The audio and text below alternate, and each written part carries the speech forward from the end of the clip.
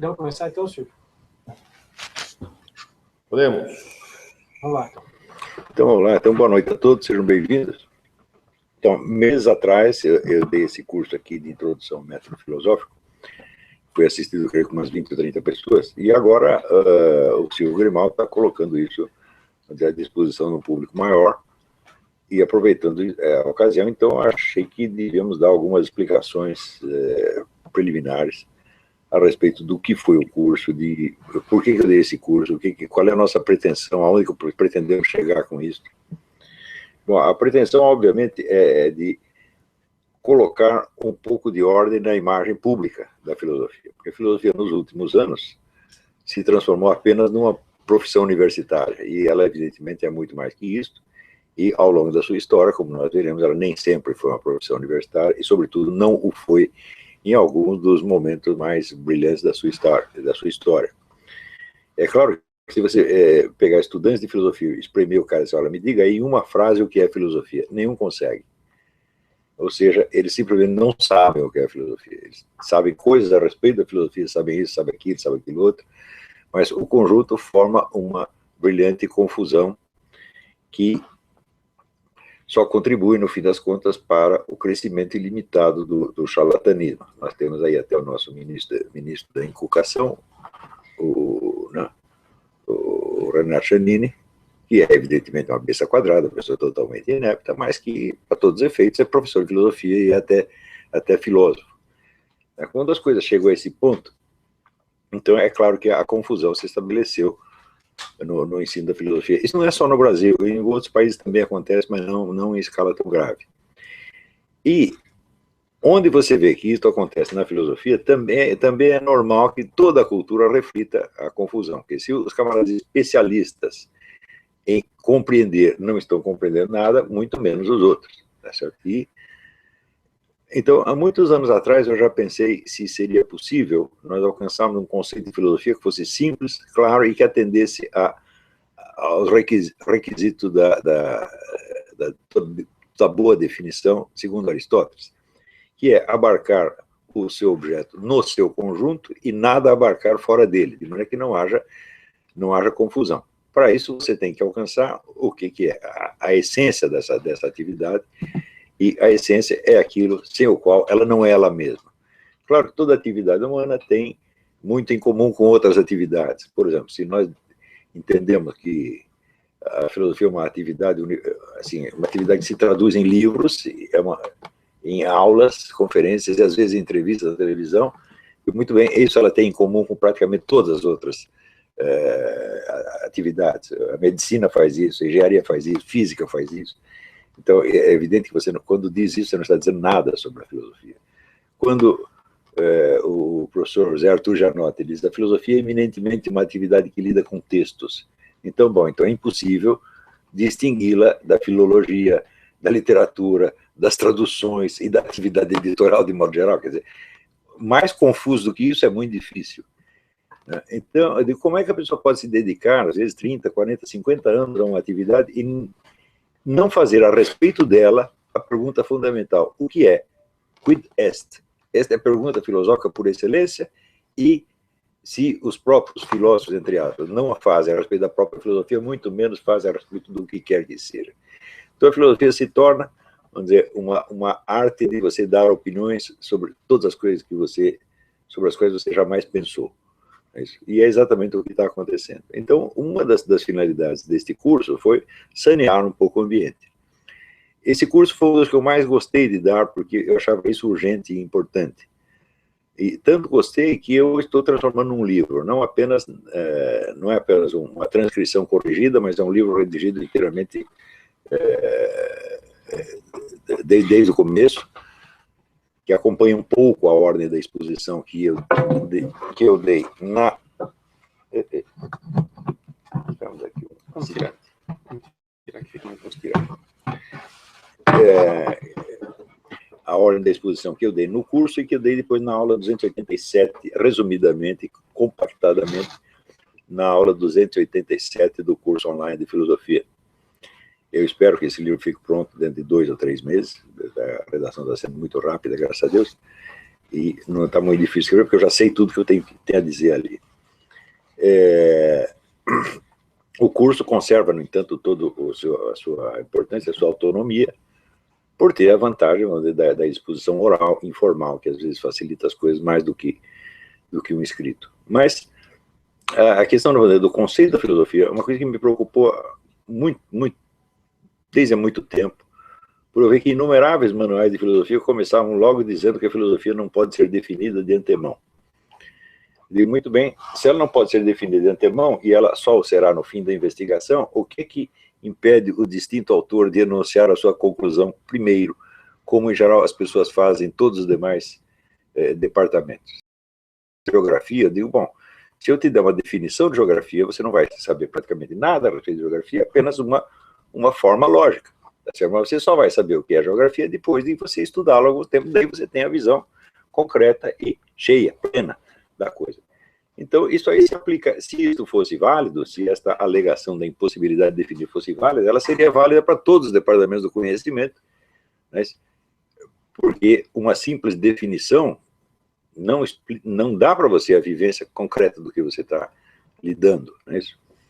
Então eu falei, bom, é impossível que não haja uma definição, um conceito de filosofia que seja universalmente aplicável e que dê ao recém-chegado uma ideia muito clara do que os filósofos estão fazendo e de por que ele deveria se interessar por isso. Para isso, evidentemente, a dificuldade na qual os autores esbarram, que os leva a dizer que não se pode definir a filosofia, é o fato de que buscam defini-la, às vezes, pelo conteúdo das várias filosofias, pelos temas abordados e pelos sistemas ou obras filosóficas finais. Você fala, claro que a filosofia não pode ser definida assim, ela tem que ser definida na sua raiz, isso é como o princípio do qual emana toda a atividade que resultará em toda essa produção. Então nós temos que perguntar, não o que há de comum entre tudo que os filósofos falaram, porque você jamais vai encontrar isso, tá certo? Mas o que eles estavam tentando fazer. E é isso mesmo o que vai definir a filosofia, segundo o critério que eu adotei aqui. E daí tiramos mais uma segunda conclusão, que é o negócio da técnica filosófica, o método filosófico, que é a coisa que é elementar, que deveria ser ensinado para todos os estudantes desde o primeiro dia que chegam, e que nunca é ensinado. Por quê? Porque os distintos professores também não sabem o que é isso, não têm a menor ideia e não podem ensinar o que não sabem. Então, eu acho que nós temos que fazer uma reforma profunda do ensino da filosofia, porque a filosofia desempenha um papel central e vital na elaboração de toda a cultura. Se reina a confusão ali, reinará a confusão no resto. Tá certo? Professor, uma coisa que, lendo os seus textos e convivendo um pouco, participando de suas aulas com um aluno, uma coisa que eu noto que é uma espécie de tensão que eu gostaria, assim, de esclarecer nesse nosso diálogo, é o seguinte, por um lado, veja, eu sou formado em filosofia, né, tenho um diploma de filosofia, teoricamente, né? No entanto, eu constato aquilo que você denuncia nas suas aulas, que nas universidades brasileiras não se ensina filosofia, se ensina cultura filosófica. Na melhor das hipóteses. Na melhor das hipóteses, né? E eu fiz um curso de filosofia, até os padres que me ensinaram filosofia, ainda tinha muitos padres que seguiam a filosofia perene, né, Santo Tomás e muitas coisas. Ainda muitos padres usavam o Jolivet, esses manuais antigos. Então, assim, um certo tomismo escolástica havia ali, mas de fato não tem como negar, né, que é um curso de cultura filosófica, mais do que de filosofia. Um outro ponto que o senhor sempre diz, né, é que não é possível uma pessoa aprender a filosofar sem ver um filósofo no ato de filosofar, né? Ou seja, aquela coisa de que eu preciso estar lá, ver a pessoa no ato de filosofar, e aí eu vou ter noção do que realmente é a filosofia, né? Então aqui são duas coisas. Essas duas coisas, porém, parecem em contradição com outra realidade que eu também vejo que você valoriza muito, que é a tradição filosófica, né? Ou seja, problemas filosóficos que foram apresentados por autores anteriores que precisam ser valorizados. Então, essa coisa, veja, não pode ser cultura filosófica, né? Mas, ao mesmo tempo, tem que aprofundar a tradição filosófica. E tem que ser uma coisa que eu faço, mas, ao mesmo tempo, eu não posso fazer do zero. Então, essa coisa aqui, o que é que o senhor podia Perfeito. comentar a respeito A disso? pergunta vai ao miolo da questão. Você veja, você pode aprender pintura vendo muitos quadros? Não, porque os quadros já estão prontos. Você não sabe como o pintor fez aquilo. Então você tem que ver um pintor trabalhando. Qualquer escola de desenho, eu mesmo estudei desenho, né? Não estudei pintura, mas estudei desenho. Todo o truque era esse, você vê como o professor faz e você fazer. Todo o ensino de natureza técnica, ele contém muitos elementos que não são traduzíveis em palavras. Você vê até na área científica, por exemplo, eu tenho aqui, sei lá, um reator atômico. Basta eu ler o manual de instruções, não, eu preciso ver o sujeito operando, né? Cada gesto que ele faz, e ele não vai me dar uma série de indicações. Então, todos os equipamentos científicos requerem a presença física, real do instrutor. Não é isso? Se não tem isso, você tem, vamos dizer, você está no campo da adivinhação. Você vê como as coisas funcionam, mas você não sabe como, né, da onde aquilo vem, como se faz. E na filosofia é exatamente a mesma coisa. A coisa mais rara na filosofia é um filósofo nos explicar como é que ele fez a filosofia dele. Eu só conheço um único caso, que foi Edmund Husserl. Edmund Husserl sabia taquigrafia, e ele escrevia quase na velocidade com que pensava. Então, cada passo da investigação dele está mais ou menos documentado. Mesmo assim, é muito difícil, porque Husserl inventou um vocabulário filosófico dele próprio, que só para você aprender o vocabulário leva 2 anos. Tá certo? Mas é o único caso de documentação. Existe também, vamos dizer, o caso raríssimo, isso aí o Léo Strauss assinala, fala, bom, todo mundo que aprendeu alguma coisa aprendeu com outro, que aprendeu com outro, que aprendeu com outro, que aprendeu sozinho. Né? Então você sempre tem no início das tradições alguém que aprendeu sozinho. Ou pelo menos o essencial aprendeu sozinho. Então você tem, vamos dizer, inauguradores de tradições que estão trabalhando, vamos dizer, um terreno que está vazio e eles têm que começar do começo. Na filosofia existem alguns casos. Sócrates é um desses. Embora ele conhecesse bem aquilo que os seus antecessores tinham feito, o que eles fizeram não se aproximar nem de longe do que... Se você compara, por exemplo, sentenças que não sobraram de Parmênides com o de Sócrates, você vê que Parmênides ele emite impressões gerais que ele teve a respeito do mundo. É só isso. Você não vê investigação propriamente dita. E o Sócrates, onde você nunca tem as conclusões, você tem toda a investigação, todo o encaminhamento da investigação. Porque ele, conversando com pessoas, ele imitava o seu diálogo interior, os passos que ele tinha dado para investigar o assunto. Então você vê a filosofia funcionando, tá certo? Desde o início. Aí vocês têm sempre esse elemento de autodidatismo que é inerente aos inauguradores de tradições. Mas, veja, uma coisa é o talento filosófico, outra coisa é o talento do autodidatismo. Você pode ter uma e não ter a outra. Né? Então, por exemplo, Sócrates tinha autodidatismo, mas Platão não tinha, Aristóteles não tinha. Tá certo? E são filósofos enormes. Quer dizer, para iniciar a tradição, você tem que ter esses 2 talentos. Você tem que conseguir aprender sozinho e dominar o assunto internamente. Tá certo? Então, no Brasil, o ensino da filosofia ele chegou a um ponto tal de decadência, que eu falei, nós temos que começar de novo, isso aí não dá para usar o que tem aí. Eu tive a sorte de conviver com um filósofo de verdade, que era o padre Stanislau lá dos Anjos, e ver como ele funcionava.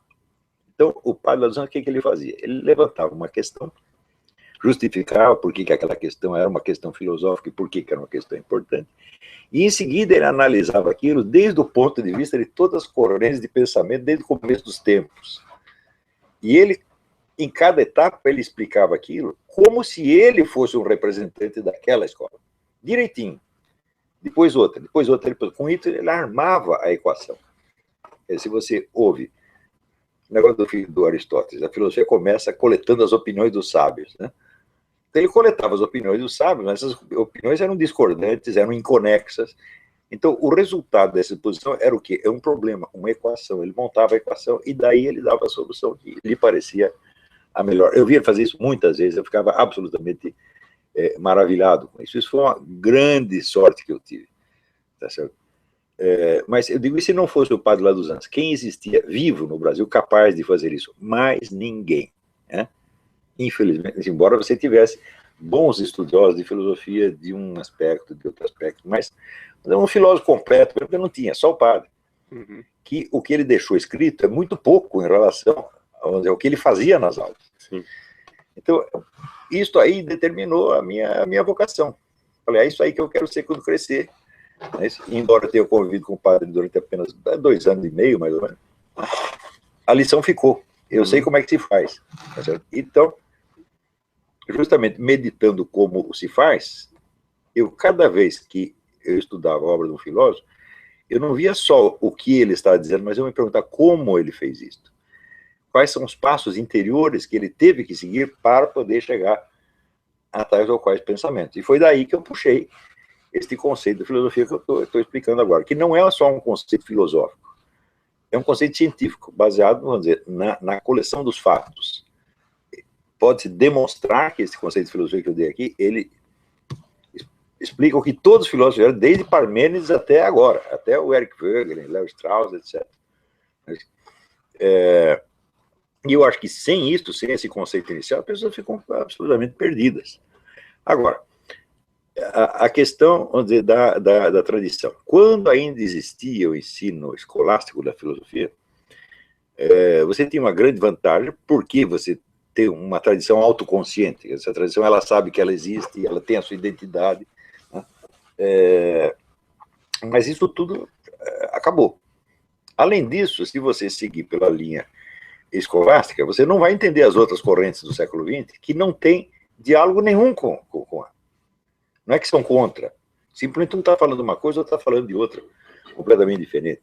Eu iniciei muitos cursos fazendo o pessoal ler um texto do historiador Wolfgang Stegmüller, onde ele vai mostrando a decomposição da ideia da filosofia. Como essa ideia foi se fragmentando em coisas tão diferentes que você não tem como comparar uma com outra. Então, se você pega um livro de filosofia analítica, do Bertrand Russell, do mesmo Wittgenstein, e diz, bom, agora você pega um livro de Nietzsche e compara os dois.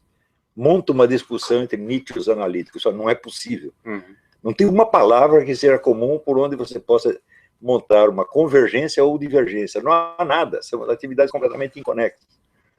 Eu digo, como é que nós vamos achar algo em comum entre todos isso? Todas essas coisas diferentes. Eu digo, bom, nós temos que rastrear desde a filosofia pronta até a sua raiz, ou seja, o que estavam tentando fazer. E aí que está a pista. Né? Uhum. Não sei se eu respondi. Sim, respondeu sim. Agora, ao mesmo tempo que é evidente, não dá para, digamos, a gente pegar as coisas de Tomás de Aquino, etc e tal, e vivê-las no século XXI, porque existe muita coisa ali no meio. Agora, o que é impressionante, porém, é ver como a filosofia moderna, ela nasce de um hiato, né? Um hiato com toda a tradição anterior. Sem dúvida. Ou seja, que, por exemplo, quando você pega uma filósofa como Edith Stein, né? Que depois se tornou santa, mas Edith Stein, ela como fenomenóloga, né? Ela, ao ler Tomás de Aquino, disse, puxa vida, esse sujeito aqui age como um filósofo de verdade, e vai desmontando todo o preconceito que os modernos têm, porque essa é a grande tendência. Eu digo isso como um testemunho pessoal, ou seja, eu tinha uma ideia de Tomás de Aquino sem nunca ter lido realmente Tomás de Aquino. Quando eu fui ler Tomás de Aquino pessoalmente, eu disse, mas puxa vida, esse negócio aqui é impressionante. Esse homem aqui pensa. Não é aquela coisa hermética e nem abstrata, fora do mundo, do jeito que eu fui formado, não uso nem a palavra formado, formação é uma coisa séria, eu fui treinado para pensar assim, né? E essa coisa ou seja, esse diálogo com os filósofos antigos, sem me eximir da tarefa de eu pensar, e levar adiante as coisas que precisam ser pensadas e que não tem respostas prontas para problemas atuais, mas entrar nessa escola, porque o que a gente nota, por exemplo, uma das coisas dos filósofos antigos, que eu vejo que é muito desprezada hoje em dia para se fazer filosofia, né, é essa coisa da ligação com a própria vida do filósofo, que o senhor insiste muito, né, professor? Essa coisa a vivência de cada um. Ou seja, os filósofos, a filosofia perene, filósofos clássicos diziam claramente que se você não tem uma vida virtuosa, você não pode fazer filosofia. E a gente vê claramente, estudando a biografia de muitos filósofos mais recentes, me desculpa falar com franqueza, assim, mas o pecado emburrece. Sem dúvida. O pecado emburrece. As pessoas vivem uma vida tão depravada, né, que depois não conseguem enxergar o que é que realmente eles estão dizendo. E entram, evidentemente, no malveso constante da paralaxe cognitiva, porque o homem, espiritualmente falando, o homem pecador, ele se coloca no lugar de Deus. E não tem coisa mais constante na filosofia moderna do que essa coisa da paralaxe cognitiva, que é o narrador onisciente, né? Que, no fundo, ele está se colocando no lugar de Deus. Ele tem um ponto de vista de Deus que vê as consciências, que vê todo mundo, etc. Só ele está fora. É o pecado original que entrou pela porta da frente na filosofia, né? Então, essa coisa da vida, então ou seja, a valorização da tradição filosófica, essa valorização da vida do próprio filósofo, enquanto pessoa que procura uma vida virtuosa, são coisas que eu sempre achei admirável na sua forma de apresentar a filosofia. Agora, dentro desse eco, né, do seu ensinamento em mim, então, o que é a filosofia? Bom, são duas perguntas, na verdade. A primeira é a respeito dessa ruptura na filosofia moderna com a tradição anterior. E a segunda, a questão da virtude e da vida interior do próprio filósofo. Uhum. Vamos responder a primeira. Na entrada da modernidade, o que houve não foi propriamente uma ruptura com a filosofia medieval escolástica. Houve um esquecimento. Houve assim, é como você mudar de estação. As pessoas repentinamente começaram a falar de outra coisa e não tinham diálogo com o que veio antes. Por que isso aconteceu? As pessoas às vezes imaginam que a história da filosofia é uma sucessão de debates, que as ideias vão surgindo umas das outras. E realmente não é assim. Existe interferência de elementos externos, que não tem nada a ver com a filosofia propriamente dita. E justamente nesta época, digamos, 1600, entre 1600 e entre o século XVII e o século XVIII, houve uma mudança na composição sociológica dos filósofos. Eram pessoas de outra origem social. Na Idade Média, os filósofos em geral eram clérigos e eram profissionais da filosofia. Viviam todos no mesmo lugar, conviviam no mesmo edifício o tempo todo, falavam numa mesma língua internacional, porque era gente que vinha de tudo quanto é lado, vinha da França, da Irlanda, da Alemanha, então só tinha o latim para eles conversar. Estavam num intercâmbio constante de ideias, que para eles tornava tudo aquilo translúcido, mas o pessoal de fora não estava entendendo uma palavra do que eles diziam. Quer dizer, a filosofia para o cidadão da Idade Média era um negócio esotérico. Só aqueles caras lá dentro da universidade conversando os negócios que a gente entende, deve ser um treco importante. Não havia circulação de livros. Os livros naquela época eram copiados à mão. E tinha raríssimos exemplares que custavam os olhos da cara, e que pouquíssimas pessoas tinham bibliotecas pessoais, era tudo biblioteca da universidade. De repente, surge, por motivos que não me interessa investigar agora, surge uma outra faixa social de filósofos completamente diferente. Não eram profissionais, não eram professores universitários, eram pessoas ou de origem nobre, que tinham meio de subsistência pessoal, como René Descartes, por exemplo, ou Bacon, ou eram pessoas que faziam algum trabalho para a aristocracia, né?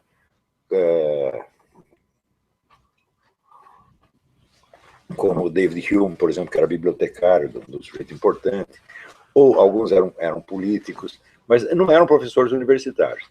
Ao mesmo tempo, não eram professores universitários, mas eram escritores, e aí a indústria do livro já existia, já estava prosperando. Então, eles eram eminentemente escritores, e não professores da universidade. E, portanto, eles já se dirigiam a um público imensamente maior, e nas suas línguas nacionais. Qual era esse público? Em primeiro lugar, a própria aristocracia, que era o pessoal que tinha um pouco mais de cultura. E depois o negócio foi ampliando, no século XVIII atinge a classe média, e mais adiante até o povão. Tá certo? Então, são pessoas completamente diferentes daqueles medievais. Então, primeiro, não tem um vocabulário técnico em comum. Cada um inventa o seu vocabulário técnico. Né? Então, você tem, para entender o que eles estão escrevendo, você tem problemas de interpretação literária, que na Idade Média não existia. Você vê que até o latim, no qual o pessoal escolástico escrevia, era um negócio seco, árido, totalmente técnico. Era um técnico escrevendo para outro técnico. Para eles, aquilo tudo estava claríssimo, todo mundo entendia tudo. Mas, quando você vai ler, por exemplo, René Descartes, Michel de Montaigne, ou Bacon, não, entra o problema, vamos dizer, das nuances de linguagem. Então, você tem que fazer uma leitura mais literária para chegar no que eles estão querendo dizer. Então, como vai se criar um debate entre isso e aquilo? Eu digo, bom, isso aqui não é criar um debate entre, sei lá, aqui você tem um par de sapatos e ali você tem uma lata de sardinhas. Vamos criar um debate. Eu falo, não tem nada em comum. É só você que as sardinhas usam sapatos, né? Então, o que houve foi um ponto de partida totalmente diferente e uma impossibilidade do diálogo, da confrontação. Eu acho que uma confrontação só começa mesmo no século XX, com uma exceção. Teve um filósofo alemão chamado Leibniz, que é o maior filósofo alemão, talvez o maior filósofo do Ocidente inteiro, que também era um intelectual independente, não era professor universitário nenhum, ele era de profissão, ele era um diplomata. E nos intervalos, quando, né, é um negócio incrível, porque ele viajava muito, e ele ia escrevendo na carruagem, né, o dia inteiro pulando, tudo. E, tanto que a obra de Leibniz é toda constituída de fragmentos. Mas Leibniz estudou muito a filosofia escolástica. Inclusive, os escolásticos mais raros, os escolásticos espanhóis e portugueses, que ninguém mais conhecia, ele foi lá e leu tudo aquilo. Né? Era o único que fez isso. Mas, para encontrar, vamos dizer, um diálogo mais profundo, só no século XX. Isso fez bem citar Edith Stein. Edith Stein foi secretária de Edmundo Husserl, que era o fundador da fenomenologia. E ela estudou com Husserl muitos anos, ajudou Husserl a redigir muito dos seus textos, tem muitos textos que... É texto de Husserl, porque foi dito para ela e ela redigiu. Ela estudou muito Husserl e depois foi estudar a escolástica. E viu, epa, isso aqui é a mesma coisa. Mas precisa conhecer muito profundamente, e aí você encontra esse ponto de convergência. Mas, por exemplo, como fazer uma aproximação entre, sei lá, a escola existencialista e os escolásticos? Não tem jeito. Eles não estão falando da mesma coisa. Você pega aqui o existencialista, o escolástico, o filósofo analítico. Isso aí esse é o diálogo de abismos. Ninguém está entendendo coisíssima não do que eu estou falando, e pior, não quer entender, não está interessado naquilo. Não obstante, por trás de toda essa diversidade enlouquecedora, existe uma continuidade, e essa continuidade é justamente aí que eu estou querendo pegar, vamos dizer, o cerne da questão. O que é a filosofia em todos os casos? Uma definição que possa abarcar, sei lá, o Bertrand Russell, Karl Marx, Voltaire, Leibniz, até Platão e Aristóteles. E eu acho que dá para fazer isso, e está feito já. Agora já expliquei como é que é, agora não tem mais como desfazer. E a segunda questão é a coisa da... prosseguindo um pouco mais, nessa ruptura, é claro que os novos filósofos, eles começam a tatear assuntos que eles estão sendo os primeiros. Aí tem um florescimento de autodidatismo, os caras não têm com quem aprender. Então eles começam do zero. Como Descartes, embora ele tenha estudado coisas escolásticas, ele começa do zero. Bacon começa do zero, propondo coisas completamente novas e assim por diante. Mas, Então, nesta ruptura, você desce, vamos dizer, de um diálogo técnico altamente desenvolvido para essa coisa tateante do principiante está começando do zero. Então, o que disse Schelling, o grande filósofo alemão, né? Schelling é um dos filósofos que eu mais admiro, ele disse que nessa época a filosofia caiu para um nível pueril. Ele não falou nem no sentido pejorativo, ele disse, de repente, em vez daqueles velhos profissionais tarimbados que estão discutindo uns com os outros, você tem uma criança que está tentando aprender do zero. Isso é exatamente o que aconteceu. Então, é claro que não pode haver diálogo aí. Quanto ao segundo problema, que é o problema da virtude, esse foi um dos pontos que se perderam na entrada da modernidade. Então, o princípio é muito simples. O homem de mentira não pode encontrar a verdade. Então, você tem, inseparavelmente, o trato com certas questões e o aprofundamento do seu próprio nível de consciência. Então, isso aí, para os filósofos antigos e medievais, é uma coisa clara. Os antigos, Platão e Aristóteles, insistem nisso claramente. Quer dizer, a filosofia não é uma disciplina que qualquer pessoa, a qualquer momento, esteja pronta para praticar. Ela tem que ter algumas condições. A primeira condição, bom, Aristóteles diz, não se deve discutir com pessoas que desconhecem ou desrespeitam as regras da investigação da verdade. Então, opa, que regras são essas? Primeira pergunta. Segundo, quem disse que eu estou buscando sinceramente a verdade ou estou buscando alguma autojustificativa ou coisa assim? Você precisa se aprofundar dentro de você, né? Descascar essas várias camadas de auto-engano que nós sempre temos, né? Até você ter uma certeza de que você está pisando no terreno firme. Né? Então, eu acho que, por exemplo, o fato de um Santo Agostinho ter marcado tão profundamente o pensamento da Idade Média, na verdade, marca até hoje, né? Agostinando até hoje, é pelo fato de que ele descobriu uma coisa extraordinária. Ele descobriu um negócio chamado método da confissão. Eu tenho que dizer a minha verdade para mim mesmo, para depois eu saber o que é a verdade das coisas em torno, senão eu vou me enganar. Não tem outro jeito.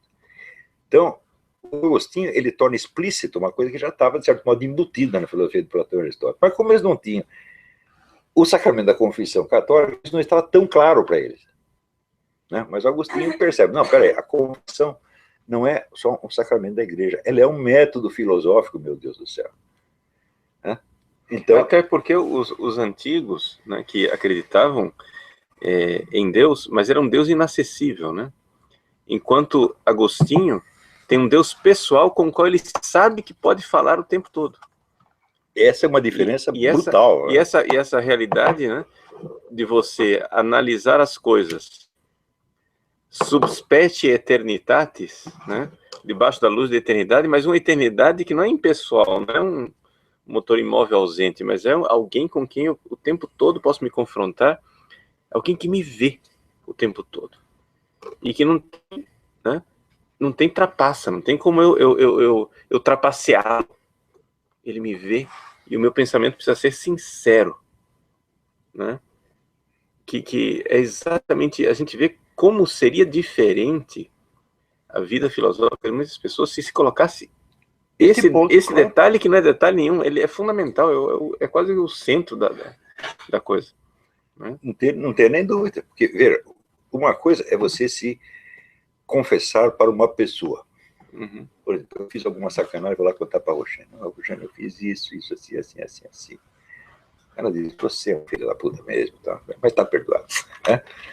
Bom, muito bem. Acontece que eu ajeitei a minha narrativa para a compreensão dela. Não é isso? Se eu for contar para uma outra pessoa, eu vou contar de outra maneira. Né? Agora, no sacramento da confissão, você está perante um observador onisciente que conhece você mais do que você mesmo. Então, você começa a contar uma coisa, você vê que tem mais embaixo. Coisa que você não sabia antes, estava lá implícito de alguma maneira.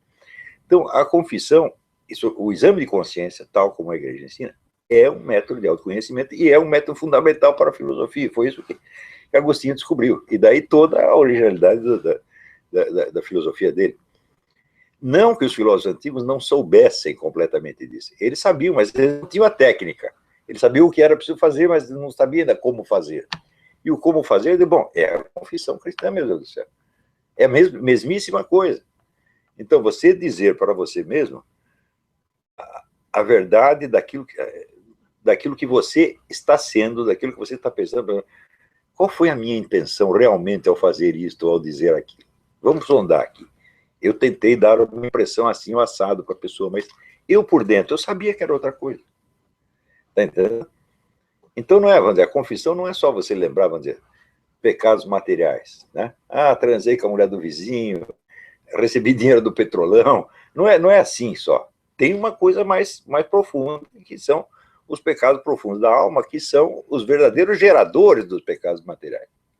Você confessa pecados materiais, mas esconde a raiz na alma, você está querendo enganar Deus, meu Deus do céu. Né? É mais fácil você, o marido, enganar a mulher, você enganar seu amigo, seu inimigo, do que você enganar Deus, porque você sabe que está diante de um observador onisciente. Então, o verdadeiro método da filosofia, ele começa com esta arte da confissão. Quando Edmundo Husserl, muito tempo depois, e sem estar pensando em Santo Agostinho, ele lança o seu famoso apelo: vamos voltar às coisas mesmas. Vamos descrever as coisas, não pelo que nós achamos dela, por suas definições, mas pelo modo como elas se apresentam na primeira. O que ele está fazendo? Está voltando ao método da confissão. Eu vou começar por declarar aquilo que eu já sei a respeito de alguma coisa. E vou investigar exatamente como esta coisa veio parar na minha mente, no meu conhecimento. É o mesmo método da confissão. Eu já testei isso milhares de vezes. Você pega o sujeito e pergunta. Ele dá uma opinião qualquer, você diz como essa opinião se originou. Sabe como é que o sujeito responde? Ele responde argumentando em favor da opinião. Ele diz, não perguntei a justificativa da opinião, perguntei a origem dela. Da onde que você tirou? Foi de alguma experiência que você teve? Foi uma coisa que você leu? Foi alguém que falou? Sonho que você teve? Me conta a origem. Você nunca sabe. Então está falhando ao elemento inicial do método. Né? Para chegar ao que eu não sei, eu tenho que declarar o que sei, mas eu tenho que sabê-lo com plenitude, com plena clareza do que eu estou fazendo. Não só a respeito, evidentemente, das minhas próprias experiências interiores, mas a respeito de tudo aquilo que chegou ao meu conhecimento. Né? A experiência do embaixador Meira Pena, na Universidade de Brasília, ele perguntou para os alunos dele, qual é a sua classe social? Ninguém sabia. Eu digo, você não sabe que classe social você está, mas você tem opiniões sobre a economia, sobre a sociedade, etc, etc. Quer dizer, você está muito doido, você está voando. Né? Então eu tenho que começar a saber onde eu estou, de onde sai o meu dinheiro, está entendendo? Da onde saem as condições de vida básicas que eu vivo, tá? E assim por diante. Quer dizer, você sondando você, à medida que você aprofunda em você, a sua situação no mundo se torna mais clara. Até que ponto a dúvida metódica do Descartes perverteu isso? Não é que ela perverteu, é que a dúvida metódica é uma farsa. A dúvida metódica não existe. Descartes diz que vai fazer uma dúvida integral, mas ele não faz. Ele só faz as dúvidas sobre certas coisinhas, enquanto ele se assenta em certezas que ele tem. Por exemplo, veja, você vai fazer o famoso raciocínio do Descartes. Penso, logo existo. Eu digo, muito bem. Você tem uma premissa e tem uma conclusão. A premissa maior, só quem existe pensa. Eu estou pensando, portanto, eu existo. Isso quer dizer que o seu eu permaneceu o mesmo durante todo o trajeto desse raciocínio. Então, esse eu já está pressuposto no raciocínio, não é o raciocínio que vai prová-lo, é a existência e continuidade do eu que fundamenta a possibilidade desse raciocínio. E ele nem percebe isso. Né? Segundo ponto, eu vejo ali, você lendo a Meditação Metafísica de Descartes, isso eu expliquei bastante no meu livrinho sobre Descartes, ele começa a falar do eu real dele, o eu histórico, o eu biográfico dele, e daqui a pouco ele pula para o exame de um eu abstrato universal. Ele, como dizer, muda de gênero literário no meio, e não percebe. Né? Então, bom, ele diz que vai fazer a dúvida universal, mas ele está fazendo uma outra coisa. Então, isso é um ponto cego, isso é uma paralaxe cognitiva. Quer dizer, ele está ignorando, isso não é a nesciência, que é a ignorância inocente, a ignorância de um bebê, por exemplo. Isso é ignorância mesmo, porque você está ignorando uma coisa que ele tem obrigação de perceber. Este tipo de coisa você observa em todos os filósofos da modernidade, praticamente todos. Eu acho que o que menos tem isso, Leibniz e Schelling, tem menos, são muito mais conscientes do que os outros. Ou seja, eles entendem a sua situação e, portanto, entendem melhor a situação da qual estou falando. Mas, em geral, você tem este salto, esta ruptura interior. E uma das coisas que eu aprendi com você foi exatamente essa coisa que quando a gente vai abordar um filósofo moderno, né, os problemas estão nos primeiríssimos passos que eles dão. Ou seja, porque eu passei, por exemplo, anos estudando Kant, não sei o quê, para entender Kant, aí depois não sei o quê, depois na teologia mesmo, estudando Hahner, isso e aquilo, porque eram autores difíceis. Aquela coisa, não tem aquela vaidade do jovenzinho que estuda. Nossa, ele lê Hahner, ele entende Kant, né? Então o pessoal dedica uma energia maluca para entender essas coisas. Quando se eles tivessem se perguntado no beabá, na primeira frase que o fulano disse, né? Mas isso aqui é verdade? Porque os erros estão nos princípios. O erro está lá, você constrói um castelo belíssimo, mas é um castelo que está nas nuvens, né? E se você não se dá conta dessa coisa, da paralaxe cognitiva que está lá bem no início. Então, assim, a gente às vezes fala com pessoas que dedicaram a vida inteira ao estudo desses pensadores, e as pessoas se sentem, assim, muito envergonhadas não tem força moral para voltar atrás e dizer, dediquei minha vida a uma estupidez. Sim. Elas não têm força moral para voltar atrás e dizer, não, quem é você para julgar Kant, o grande Kant? Quem é você para julgar Hahner? Quem é você para julgar... Escuta, é que infelizmente é todo um negócio articulado, pomposo, majestoso, construído em cima do nada. De coisas pueris, que se tivesse feito essa anamnese no início, tivesse essa consciência de si mesmo logo no início, as coisas teriam sido bem diferentes. Você vê, aí também é um fator sociológico que interfere. Porque durante a Idade Média, como os filósofos conviviam uns com os outros o tempo todo, eles se fiscalizavam muito. E tudo ali era colocado em discussão. E o sujeito, para sustentar o que ele acreditava, ele precisava enfrentar a congregação inteira. Né? Depois, na entrada da modernidade, isso desaparece. E cada filósofo começa a investigar as coisas por sua própria conta e não tem mais essa fiscalização. Você tem, claro, um certo intercâmbio, eles trocam cartas entre si, mas, às vezes, você tem filósofos que se influenciaram muito e nunca se viram, foi só através de cartas. Né? Então, você já não tem mais esta cobrança rigorosa. Depois acontece uma terceira situação, quando aparece, quando se constitui a Universidade Moderna, e constitui na Alemanha, em primeiro lugar. É uma instituição absolutamente admirável pela liberdade de pensamento que assegurava. Tinha coisas que você só podia dizer na Alemanha, em outro lugar não poderia. O próprio Schelling, na introdução à filosofia da religião, ele diz, olha, estou dando graças a Deus de estar aqui na Universidade Alemã, onde eu posso dizer essas coisas. Né? Mas a Universidade Alemã era uma instituição do governo. E os professores tinham um estatuto quase que de ministro de Estado. Então você cria o quê? Você cria, vamos dizer, as vacas sagradas. Quer dizer, é um prestígio que é colado neles por alguém que não entende a filosofia deles. Você não vai dizer que os reis e ministros entendiam tudo que Kant estava falando, o que Hegel estava falando. Não entendia, mas era professor doctor, não se mexe mais. Então cria esta figura moderna, né, que tem, vamos dizer, um prestígio imenso e, ao mesmo tempo, não está tão submetido à fiscalização. Depois surge o negócio da peer review, quer dizer, tudo que você diz vai ser revisto pelos seus pares. Isso é uma imitação do que se fazia na Idade Média. Quer dizer, voltaram a fazer essa fiscalização. Só que isso é feito através de revistas. Entendeu? E a gente sabe perfeitamente que o peer review é uma palhaçada, é uma fraude. Os caras pagam o sujeito para escrever bem do que o outro falou. Então, a filosofia virou realmente uma casa de mãe Joana. Né? Esse é que é o problema. Agora, nós não precisamos nos adaptar a essa situação, nós podemos criar outra. Porque nada... Veja, hoje nós temos toda a tradição filosófica à nossa disposição. Os livros são copiados em milhões de exemplares, e qualquer um pode ser filósofo na sua casa se quiser, contanto que ele cumpra as condições cognitivas e os deveres do ofício.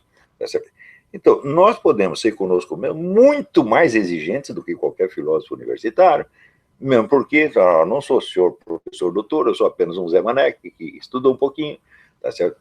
A minha opinião, em princípio, não é melhor do que a sua, e se eu achar que é melhor, eu vou ter que provar que é melhor, de alguma maneira, prosseguir a discussão até chegar a uma conclusão.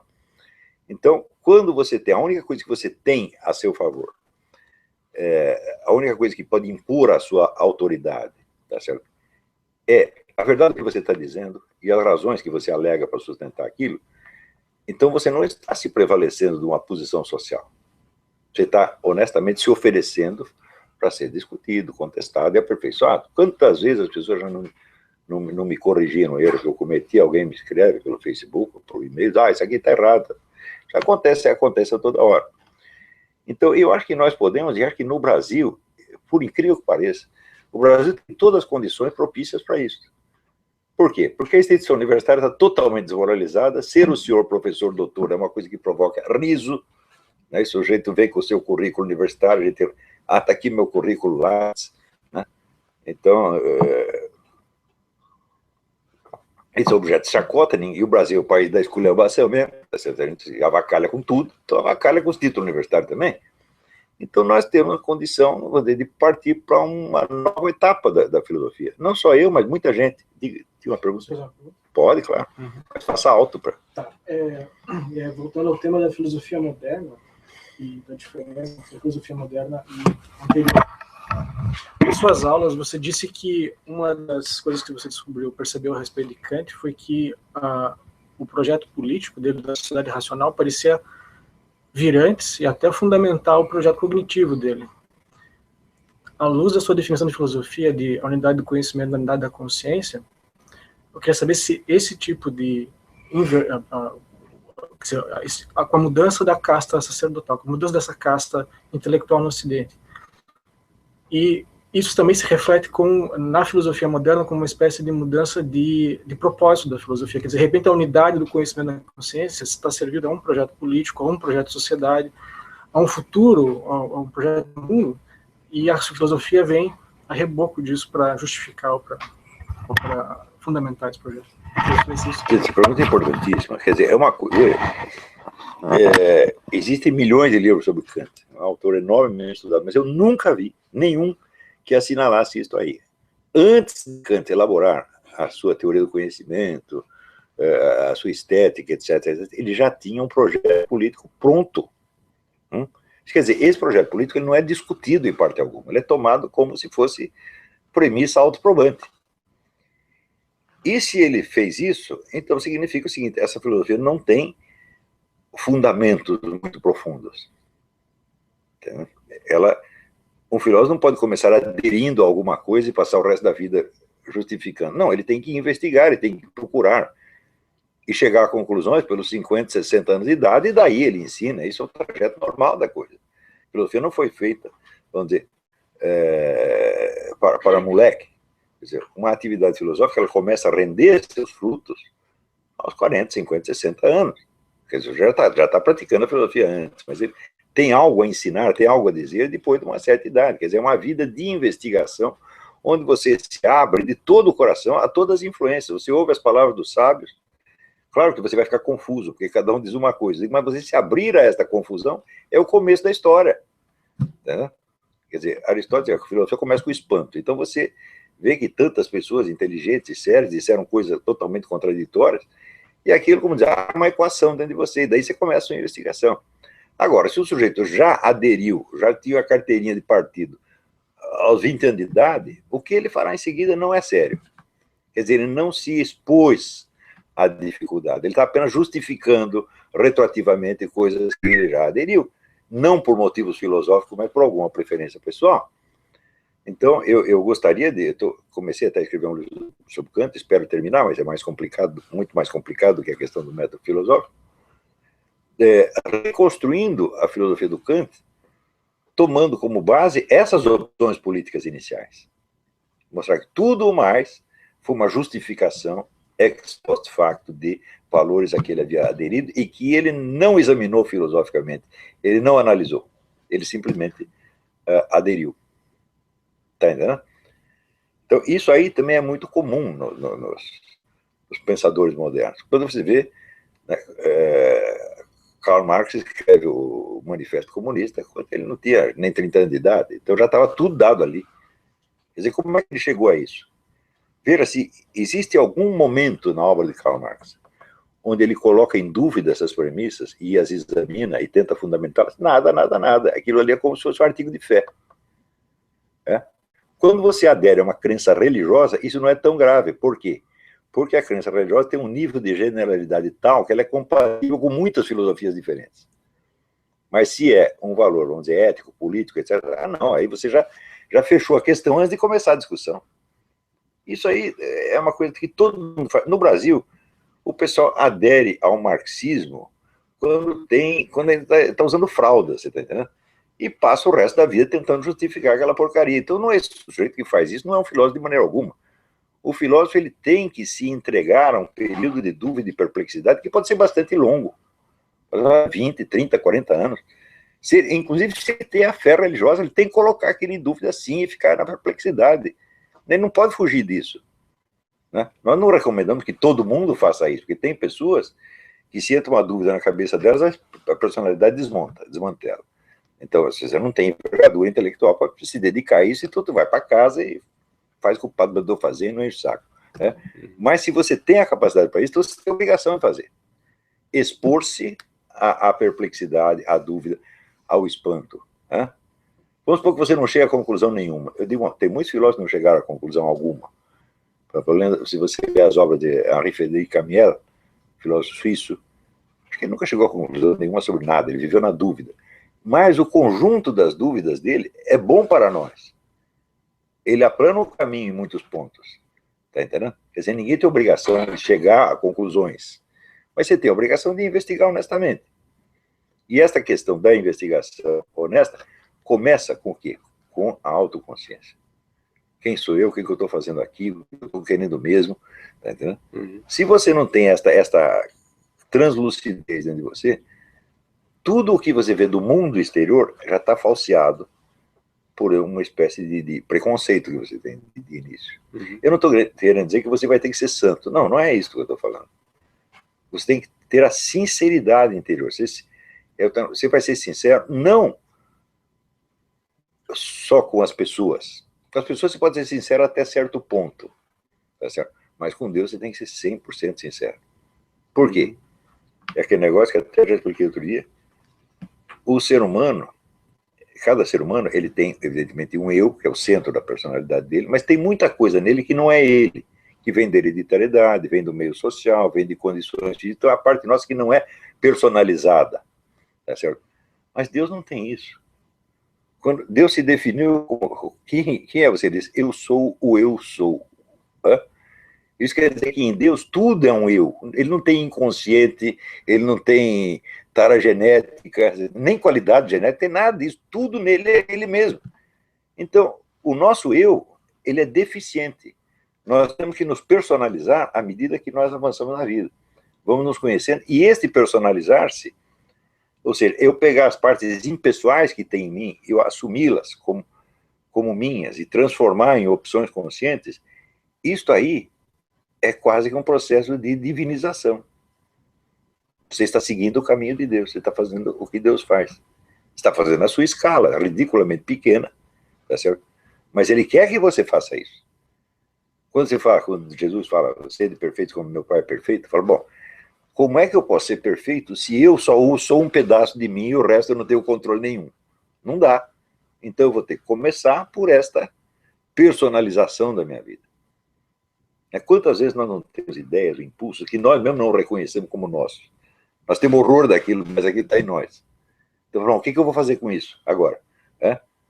Sei lá, tem um vício, uma perversão, uma coisa assim, fala, bom, eu não quero, mas isso é eu também.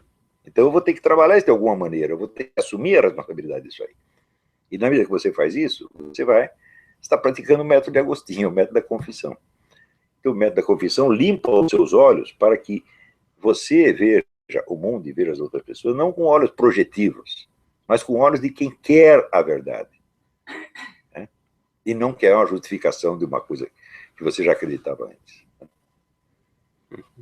Uma das coisas que a gente nota no ambiente universitário e aqui especificamente no ambiente de seminários católicos, seminário de formação de sacerdotes, né? Exatamente essa realidade. Por exemplo, pessoal, se for num seminário hoje em dia, todo mundo, você fala de teologia da libertação, todo mundo acha que isso é uma coisa que morreu. Isso não existe. Na prática. Parece... não tem esse negócio de marxismo. E, no entanto, as pessoas não se dão conta do quão marxistas elas são na forma de apresentar a teologia. Porque, na realidade, a teologia de libertação nada mais é do que a aplicação dentro da teologia da escola de Frankfurt. Teoria crítica. É a teoria crítica. Então, quando o sujeito tem, dentro do seminário, o professor apresenta tudo, toda a história da teologia, a partir da mania da teoria crítica, de que por trás de cada ideia tem um interesse, eles não são capazes de enxergar que alguém busque a verdade com sinceridade, sem interesse algum, etc. Não, mas ali, ou seja, se o padre Paulo Ricardo está lá fazendo um hangout com o Olavo de Carvalho, ele tem algum interesse, né? Um interesse escondido, alguma coisa tem que estar... Tem. Nós vamos vender o curso de Introdução ao Método Filosófico. Eu não prometi nenhum tostão pro padre, hein?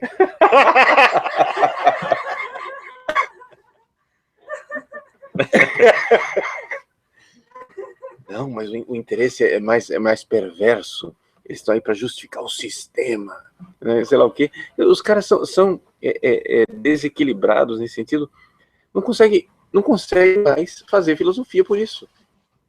Porque vê interesse em tudo, etc. Mas não se questionam aquilo que você estava dizendo, né? A agenda que já estava lá antes dele começar a pensar. O sujeito já tem uma agenda. Ele quer aquilo. Aí você desmonta o argumento dele. É interessante que a opção continua de pé e ele arranja outro argumento que não tem nada a ver. Entendeu?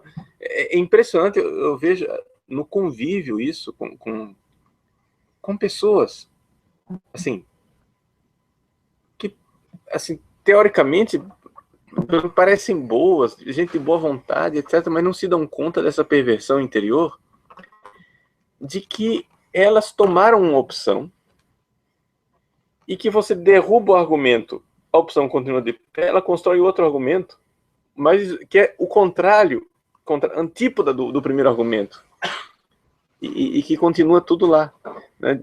Essa coisa realmente que é muito importante a gente ter essa sinceridade inicial, de dizer, mas pera lá, será que são só os outros que têm interesse, ou será que eu não sou um interesseiro maior? É óbvio, né? Agora, isso aconteceu por causa do negócio da Revolução Cultural. É a estratégia do Antônio Gramsci. Nós vamos falar uma ideia aqui, outra ali. Nunca vamos dizer que isso é socialismo, nem muito menos marxismo. Daí diz o Antônio, isso é palavras dele, todo mundo ia ser socialista sem saber. E quando ele diz aquele negócio, o partido terá, então, o poder onipresente e invisível de um mandamento divino, que você obedece sem nem saber que foi Deus, né? Ou do imperativo categórico, quer dizer, aquilo que tem que ser de qualquer jeito e você não consegue conceber de outra maneira. Isso que aconteceu na cultura, quer dizer, os caras estão repetindo coisa que foi Karl Marx que inventou, foi a teologia da libertação que inventou, mas ele nem sabe de onde saiu, porque aquilo se tornou natural. É isso que o Gramsci chama de domínio do senso comum, que é o senso comum, aquilo que todo mundo acredita. Nós vamos mudar o senso comum para que todo mundo comece a pensar como nós, sem saber que fomos nós que mudamos. Então, por exemplo, na estratégia gramsciana, vamos dizer, um psicoterapeuta ou um conselheiro matrimonial é muito mais importante do que um político que sobe no palanque com cartaz, né? Porque você vai lá para tratar de uma neurose ou de um problema de casamento, o sujeito vai meter valores da Revolução Social, a Revolução Cultural Gramsciana na sua cabeça, sem você nem ter ouvido falar de Antônio Gramsci. Então, com isso, essa profissão de psicólogos, eles estragaram completamente, eles transformaram todos os psicólogos em manipuladores, né? Psicólogos, educadores, professores, padres, né? Então, o padre não vai chegar lá e falar, olha, Karl Marx disse isso assim, assim, eu li na Teologia da Libertação. Não, ele simplesmente faz o seu sermão passando aquelas coisas como se fosse a doutrina da igreja, como se fosse o próprio Jesus Cristo que tivesse dito assim. As pessoas chegam lá inocentemente e engolem aquilo. Chega daqui a pouco, a profecia do Antônio Gramsci se realiza. Todo mundo virou socialista sem saber. Agora, não existe escritor no mundo que eu tenha mais desprezo do que esse Antônio Gramsci, porque o sistema dele inteiro é a vigarice sistematizada. Ele aprendeu esse negócio com Maquiavel, como enganar todo mundo. Eu digo, vocês respeitam esse lixo, essa porcaria, né? E o pessoal idolatra Gramsci, simplesmente porque Gramsci não teve culpa nenhuma do que Stalin estava fazendo na União Soviética. Ele, coitado, estava lá na cadeia escrevendo, mas estava escrevendo sacanagem. Aquilo, obra de Gramsci é livrinho de sacanagem, gente. A história de que Gramsci teria se convertido na hora da morte, foi lá um padre para confessá-lo, mas o padre devia ter dado como penitência: você pega esses caderninhos seu do Cássio aqui, você queima tudo. Não dava mais tempo, padre, porque já estava no mundo inteiro. É a história do Rabino, né? Diz que o sujeito chegou no Rabino e disse: ó, Rabino, eu andei espalhando calúnia, difamação, um monte de gente aí. O Rabino pensou um pouco e falou: olha, é o seguinte, agora você pega essa pilha de jornal aqui e picota tudo em pedacinhos assim de 2 centímetros. Põe num barril. O cara fez isso. Agora você sobe lá naquele edifício e joga isso pro ar. Já jogou. Eu falei: e agora, Rabino? Agora você vai catar os pedaços, papelzinho um por um. A mentira é assim, você espalha e depois, se você quiser puxar de volta, não tem mais jeito, ele já voou para tudo quanto é lado, e o Gramsci é exatamente isso. Então, eu espero que tem esse bispo, contou que o Gramsci se arrependeu no leito de morte, como Maquiavel também, a mesma coisa, Maquiavel documentadamente. Eu digo, bom, qual é a penitência? Fala, não vai dar tempo, meu filho, você vai morrer agora, vai ter que absorver sim a penitência mesmo, o próprio arrependimento é a penitência. Penitência é o purgatório. Tu vai no purgatório, vai passar uns 340 mil anos, daqui a pouco a gente tira você de lá.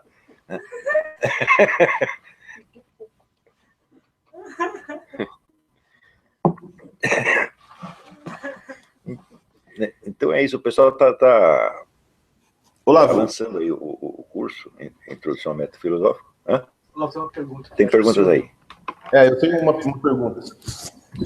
Retomando um pouco, né, o que vocês estavam falando, principalmente a hora que o Padre Paulo está falando sobre São Tomás de Aquino, eu me recordei daquele livro que você recomendou para nós, A Inveja dos Anjos, né, sobre o ensino de filosofia nas escolas paroquiais, nas escolas das catedrais, né, principalmente na Catedral de Paris. E quando eu estava lendo esse livro, eu estava pensando que a impressão que a gente tem é que a disciplina espiritual, ou dos monges, ou dos freios, ou das próprias escolas religiosas da Idade Média, né, pelos olhos dos modernos, parece que essa disciplina espiritual não tem nada a ver com a vida intelectual e com o exercício da filosofia. Quer dizer, não, os monges levantam de manhã, vão lá, rezam a liturgia das horas, celebram a missa, fazem suas atividades monásticas, e aí à tarde eles vão estudar e copiar livro, e são duas atividades que não têm relação uma com a outra. E quando a gente lê o livro lá, Na Inveja dos Anjos, a gente percebe que não há uma distinção entre essas duas esferas da vida, e que a disciplina espiritual, vamos chamar assim, né, a ascese, faz parte da vida intelectual e, de certa maneira, se incorpora, né, a isso que você chamaria de o método filosófico. Mas você nem tratou disso no curso, né? E a minha pergunta é essa, assim, qual é a importância hoje, né, e como a gente pode resgatar isso dessa disciplina espiritual na vida de estudo? Uma coisa eu entendo muito bem, que é o exame de consciência. Mas até quando você fala de exame de consciência, as pessoas acabam se confundindo com a confissão, como é praticada hoje, o Padre Paulo pode até falar melhor sobre isso, como é praticada hoje, assim, na maior parte dos casos, né, aquela confissão burocrática, né, que só nomeia os pecados, sem de fato um verdadeiro exame de consciência. Então a pergunta é essa: como essa disciplina espiritual que foi se perdendo ao longo dos séculos no ensino de filosofia e na prática da educação filosófica, influencia essa sua concepção dos métodos filosóficos? Uhum. Então, o Silvio está se referindo a um dos episódios mais extraordinários da história da filosofia. Quando a gente vê a filosofia do século XIII, tem lá um monte de gigantes, São Tomás de Aquino, Duns Scotus, São Boaventura, você fica impressionadíssimo. E como tudo isso aconteceu dentro da universidade, você pensa, isso é mérito da universidade, né? Mas acontece o seguinte, tem dois detalhes. Primeiro, todos os gigantes da filosofia universitária do século XIII eram monges. E para os monges serem admitidos como professores universitários foi uma briga de foice, porque antes as universidades eram dominadas pelo clero secular, que não queria os monges. E todos os grandes filósofos eram todos monges. Então os monges entraram, assim, pela porta dos fundos, arrombaram a porta, daí dominaram a universidade e eles criaram a grandeza da filosofia medieval, não foram os outros. Esse é o primeiro detalhe. Segundo, pouco se fala da filosofia do século XII. Na filosofia do século XII, as universidades não estavam totalmente constituídas ainda, estavam começando, e o grosso do ensino era dado no que eles chamavam de escolas catedrais e escolas monacais. E qual era a tônica desse ensino? Não era produzir autores de livros de filosofia, era produzir personalidades, né? É criar a personalidade mais bonita possível. Então, você tem ali uma multidão de sábios e de filósofos que saíram dali e não deixaram uma palavra para nós. E é justamente daí que nasce a grande filosofia do século XIII, porque Santo Tomás de Aquino, Duns Scotus, Boaventura e outros eram herdeiros deste ensinamento monacal e não da universidade. Uhum. Eles, por assim dizer, eles vieram de fora, trazendo aquela tradição da autoconsciência, da virtude, da seriedade, estouraram os esquemas burocráticos da universidade e criaram a grande filosofia do século XIII, que até hoje nós lemos com interesse. Agora, isso tudo não saiu do nada, foram mais de 100 anos de um ensino destinado a formar belas personalidades, pessoas que valesse a pena você conviver com elas, porque elas iam te dar alguma coisa. As pessoas eram educadas para o céu. Para o céu, eram educadas para o céu. Depois, com a universidade, as pessoas começaram a ser educadas para receber o diploma. E isso desgraçou tudo. O grande problema das universidades é esse. Você coloca lá a finalidade. Ah, eu quero o diploma. Então, é evidente, cada geração vai dizer para o professor, não precisa de tanto, a gente só quer o diploma. E vai baixando o nível. Então toma logo o diploma, não precisa. Isso é um círculo vicioso que não tem cabimento, né? E quando você realmente busca as coisas, por exemplo, eu me lembro um bispo, foi arcebispo de Campo Grande, do Antônio Barbosa, né? Eu fui visitá-lo praticamente no leito de morte, ele não levantava mais da cama. Aquele dia eu cheguei lá, ele estava chateado. Eu disse, o que foi, Dom Antônio? O sol me pegou na cama. Isso não acontecia há décadas, desde que ele era criança, né? O sol me pegou na cama. E aí ele vai, padre, o que é que o senhor anda lendo? Eu preciso estudar. Eu preciso de mais coisas para estudar. Quer dizer, o velho com 80 e tantos anos, lá na cama, não levantava mais, ele queria estudar. Isso é inconcebível, impensável para o universitário moderno. O que é que ele vai fazer com esse estudo? O seu utilitarismo, né? Não, mas a contemplação da verdade, né? O sábio, como diz Santo Tomás de Aquino no início da Suma contra os gentios, né? O sábio contempla a verdade, julga os princípios, denuncia os erros, né? E ordena todas as coisas. Que é a forma de Tomás de Aquino de expressar aquilo que você coloca como... Eu dizia, próprio do sábio é botar ordem. Botar ordem, né? Essa unidade do pensamento e da vida que você... Né? Sem dúvida, porque o caos é um negócio assim inorgânico, e ele vai sempre para a morte, evidentemente.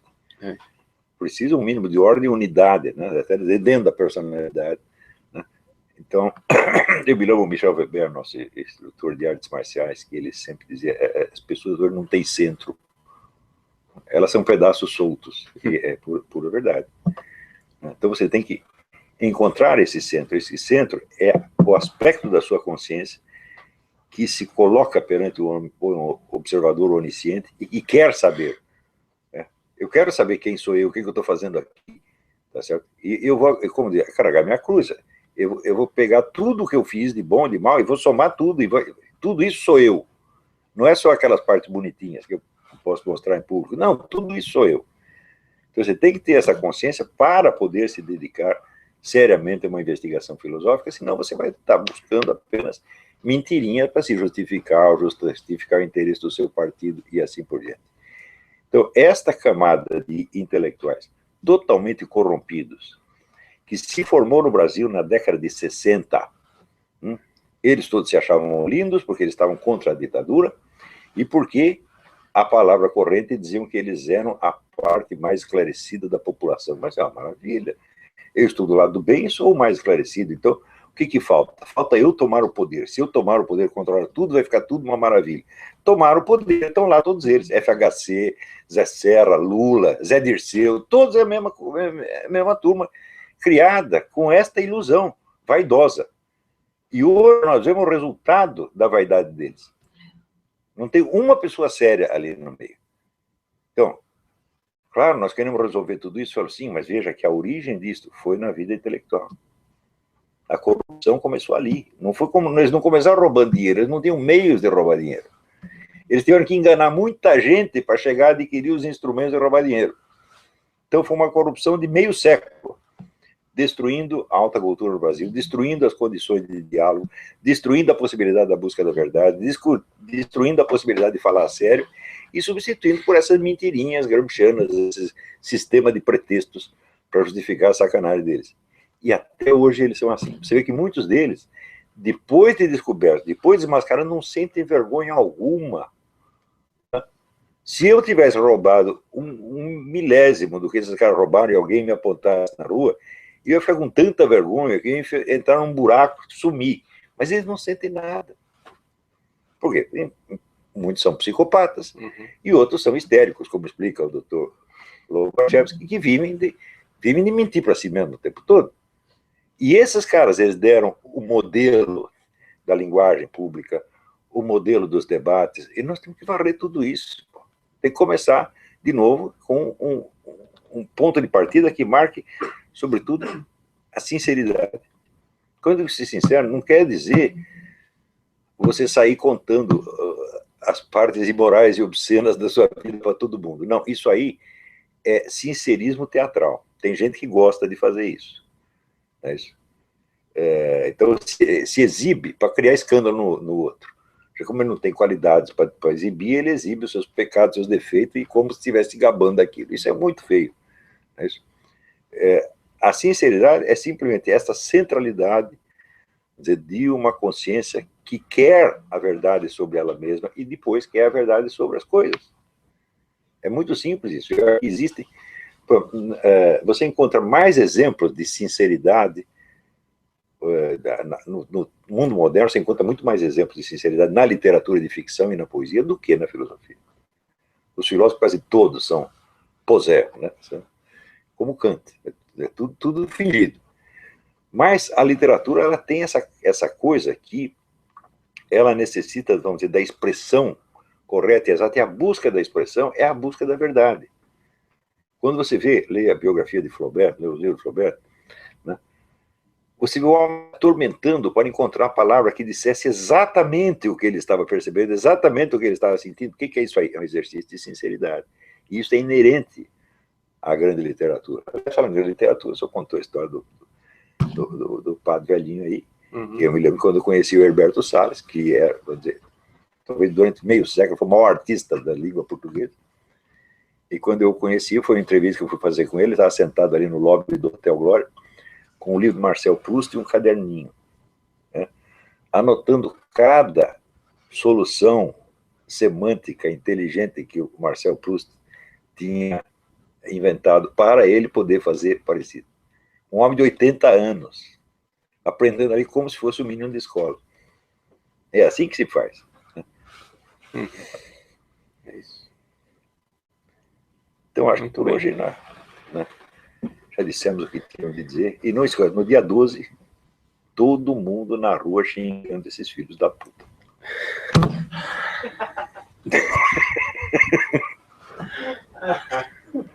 Agora, queria dar o recado ao pessoal, né, que realmente vale a pena, né, a gente entrar nessa escola sobre o método filosófico, esse curso é mais importante do que você pode imaginar, né?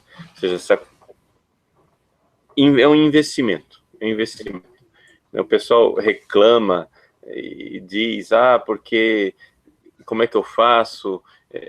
Mas é caro, isso, aquilo, não dá. Não é isso, não. Nós tivemos, quando nós colocamos esse curso, vamos dizer, à venda, nós temos que cobrar relativamente caro. Por quê? Porque as pessoas que vieram assistir gastaram os tubos. Sim. De passagem, de hotel, para poder chegar aqui e assistir o curso. Então eu não vou poder fazer muito barato para os outros. Sim, claro. Sacanagem com os caras. Né? E além disso, vocês sabem que o dinheiro que eu ganho com isso, eu não estou usando esse dinheiro para comprar cocaína, né, para pagar a conta do bordel, que eu estou aplicando tudo isso aqui no nosso próprio projeto para educar cada vez mais gente. Tá bom. Mas é isso mesmo. E, assim, o Silvio tem um recado para dar? Falar, Olavo, que, na verdade, a gente está fazendo essa promoção essa semana, né? E o pessoal pode aproveitar essa semana até segunda-feira para comprar, na verdade, 2 cursos pelo preço de um, né? Que nós estamos oferecendo princípios e métodos da autoeducação, que, de certa maneira, complementa esse curso, né? Então, até segunda-feira o pessoal pode participar dessa promoção, e aí só depois de segunda-feira o curso vai para o valor normal, né? Todos os outros cursos. E aí, se quem quiser mais informação, é só acessar o seminariofilosofia.org e vai estar o banner lá, com a carinha do Olavo, é só clicar e tem todas as informações sobre o curso, como comprar, etc. Está tudo certo lá. Então, olha, agradeço imensamente a presença desse amigo queridíssimo, que é o Padre Paulo Ricardo. Agradeço a colaboração do Alessandro, da Leila, da Roxane, da Gildan, do Guilherme, que está aqui, todo mundo que ajudou. E, então, até a próxima. Quer fazer um final aí? Sim, vamos dar uma bênção para todos os nossos ouvintes que estão assistindo, participando do Hangout, que realmente Deus abençoe a cada um nesse tempo pascal. Nós estamos na 8ª de Páscoa, né? Nós somos mesmo chamados por Deus para transfigurar a nossa vida. Nossa vida é um processo de morte e ressurreição. A Páscoa de Cristo, ela resume todas as coisas.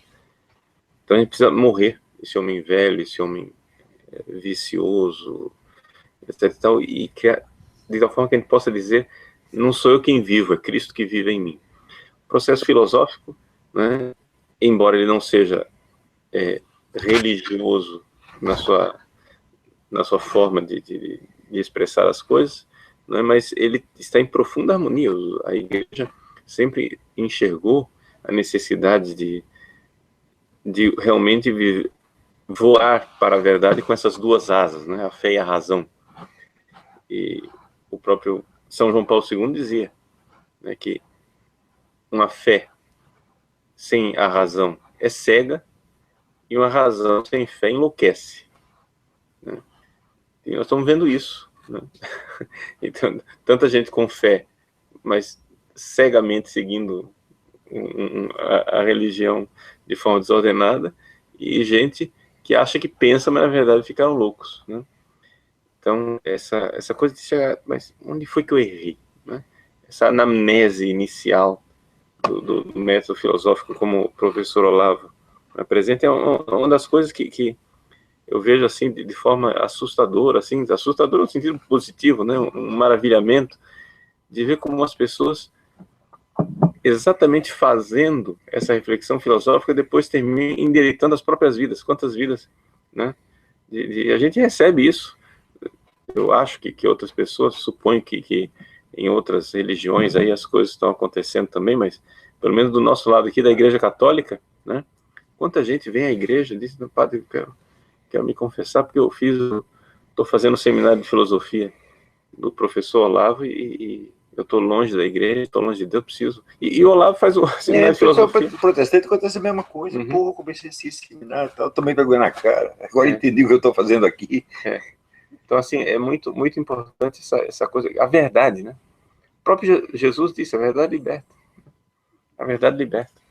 Então, mas às vezes é um processo doloroso, então é um processo de Páscoa, né? De morte e ressurreição, porque às vezes não é nada agradável a gente se encontrar com a nossa feiura. Mas se a gente vai para frente, existe uma outra realidade, que é esse ser amado, né? Você sabe que você pode se apresentar pode se confessar diante de alguém que olha para você com um amor que não erra no julgamento e que não desiste de nós. Essa grandeza de viver esse tempo de Páscoa. Então, que Deus abençoe a todos. Em nome do Pai, do Filho e do Espírito Santo. Amém. Amém.